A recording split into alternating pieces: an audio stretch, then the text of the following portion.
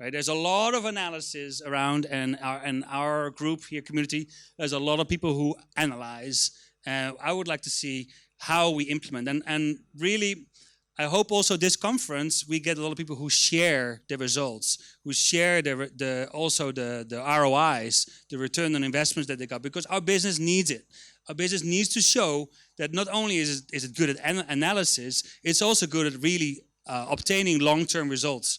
And that's something that we, going forward, need to keep doing. All right, so this is our structure. We have a 5-step process. I've dealt it up into 3 steps. But basically, the thing to remember here, that gamification is not a game, right? It's not just for fun. We're trying to impact business metrics. Right? The objectives of a business, of a group, of a government need to be impacted. So we start off with a strategy dashboard as the base for our designs, where we look at business metrics, user types, desired actions. So what are the desired actions that users need to take in the experience in order for you as a business to obtain your business metrics, your goal of the whole experience.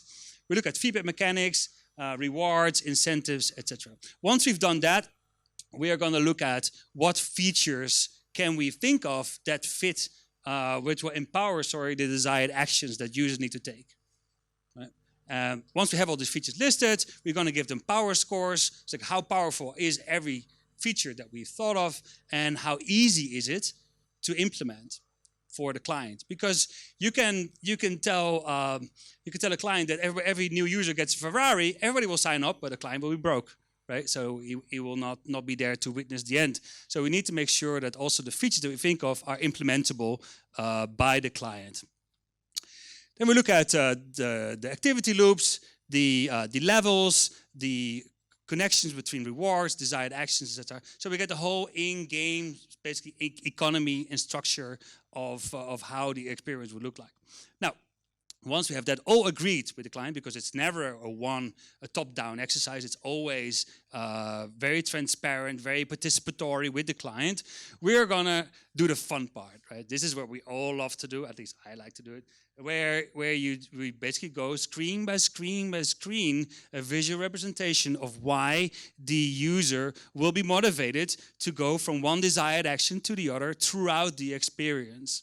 And sometimes the slide deck is only like 150 slides, but often it goes up to 1,000, 2,000 slides. I work with an Australian client. I'm now 2,300 slides for just one experience. But you know, this is not just one Diablo run. This is 1,000 Diablo runs, right? That we are trying to create for. So it's very, very labor-intensive work, but very fun.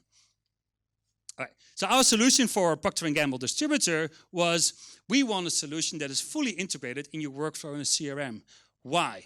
Often we see gamified experiences that are add-ons and sitting on your desktop, and it doesn't pop up when you need it. It's not there to guide you. It's just there to be interacted with. But it doesn't solve the problem because it needs to be integrated in your workflow. If not, you don't interact with it.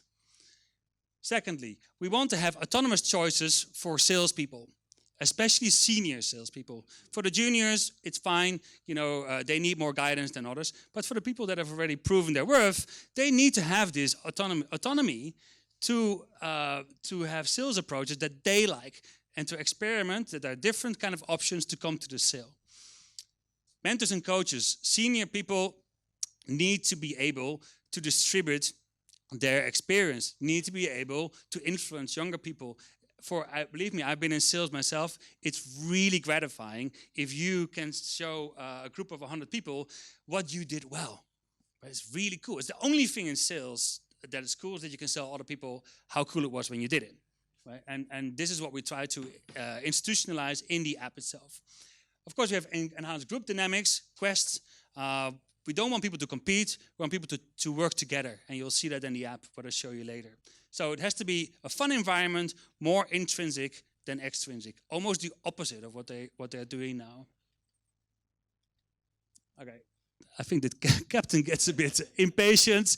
He's a rude Dutchman, so he says, get on with it, will you? You know, I want to see results.